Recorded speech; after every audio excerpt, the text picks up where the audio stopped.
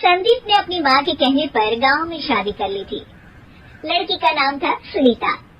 माँ का कहना था एकदम मॉडर्न बहू नहीं होनी चाहिए, लेकिन उन्हें नहीं पता था कि गांव से आने वाली बहू सुंदर सुशील तो होगी और उसको गांव से बाहर भी निकाल लाएंगे, लेकिन उसके अंदर का गांव कैसे बाहर निकलेगा।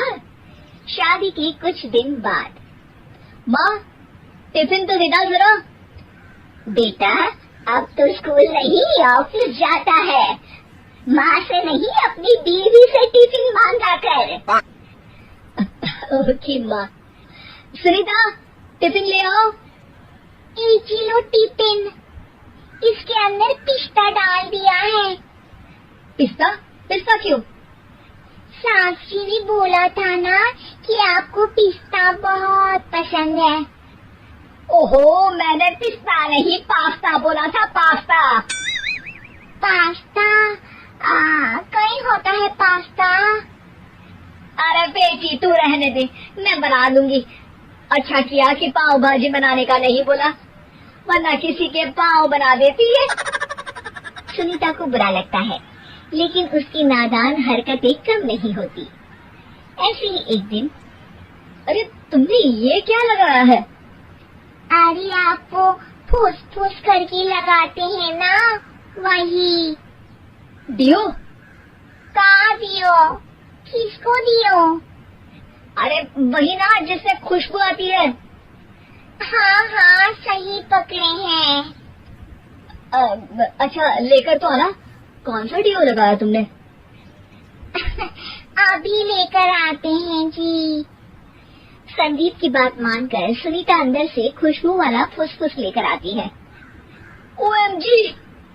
OMG मतलब ओ माय गणेश ना। अरे OMG छोड़ो, ये खुशबू वाला फुसफुस की बात कर रही थी तुम? हाँ इसी की, फिर से सही पकड़े हैं। अरे देवी, लेकिन आप सही नहीं पकड़े हैं, ये डियो नहीं है। डियो नहीं है तो क्या लियो है? अरे ये रूम फ्रेशनर है, जिसको कमरे में छिड़कते हैं, खुद पर नहीं। कोई बात नहीं, माँ कहती थी आत्मा किराएदार है, शरीर किराए का कर्म। हम शरीर पे ये डाल लिए तो क्या फर्क पड़ जाएगा। अरे बहू, ओ बहू, मेरे लिए फल तो ले आ, फिर मैं बाजार जाऊंगी। सुनीता अपनी सास के लिए फल लेकर आती है। अरे बेटा, पपीता, तरबूज और सेब फल ऐसे कैसे खा लूं? काट कर तो ले आ। माँ जी, मेरे गांव में तो खेत से उठा के सीधा खा लेते हैं। अरे ये तेरा गांव नहीं है ना। अरे संदीप, तू ही कुछ समझा देना इसको बेटा। मैं कैसे समझाऊं माँ, ये तो माइक्रोवेव को भी भट्टी बोलती है। कल मैंने बोला हाय कैसी हो, तो बोलती है किसी को हाय नहीं लगानी चाहिए। अरे सुनीता, तेरा क्या होगा? अभी तो कैसे बताऊं माँ जी, अभी हम कुछ करेंगे फिर पता चलेगा क्या होगा, लड़का या लड़की। हे भगवान, कहाँ से आ गई है?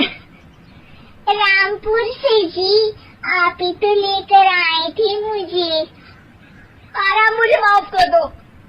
पहले कोई गलती तो करिए जी, आपकी तो सारी गलती माफ कर देंगे हम। हाँ अरे बहू, मेरी बात सुन, फल यानी कि फ्रूट जब भी लाए ना तो काट कर लाना, ठीक है? जी ठीक है माँ जी, फल यानी फ्रूट यानी काट के लाऊंगी। सुनीता रोज ही कोई ऐसी हरकत कर देती जिसकी वजह से उसे घर में 2 बातें सुननी पड़ती। एक दिन, माँ मेरे बॉस घर पर आने वाले हैं शाम को, उनका बर्थडे है, फैमिली साथ नहीं रहती उनके, तो यही पार्टी कर लेंगे। उनको अच्छा लगा तो शायद मेरा प्रमोशन भी हो जाएगा। मैं ना फ्रूट केक लाकर फ्रिज में रख दूंगी और तेरे साथ आज खाना मैं बनाऊंगी, ताकि जब साहब आए तो खाने में कोई गड़बड़ ना हो। शाम को जब सारी तैयारियां हो जाती है, संदीप के साथ बड़े साहब भी घर आते हैं। आप फ्रूट केक तो ले आना बहू, फिर खाना खाएंगे। अरे इस सब की क्या जरूरत थी, आपने बुलाया वही काफी है। सर, आपका परिवार शहर में नहीं है तो हम ही आपके परिवार जैसे हैं सर। इतने में ही सुनीता फ्रूट केक लेकर आती है और बड़े साहब की टेबल पर रख देती है, और जैसे ही केक के ऊपर का बॉक्स हटाती है, ओह, ये क्या है? केक तो कटा हुआ है, मैं तो ऐसा नहीं लाई थी। आप मुझे शाबाशी दे सकती है माँ जी, मैंने ही केक काट दिया। आपने कहा था ना, फल यानी फ्रूट यानी हमेशा काट के लाना, तो फ्रूट केक भी तो फ्रूट ही है ना, तो मैंने पहले ही काट लिया। होना मैं समझदार।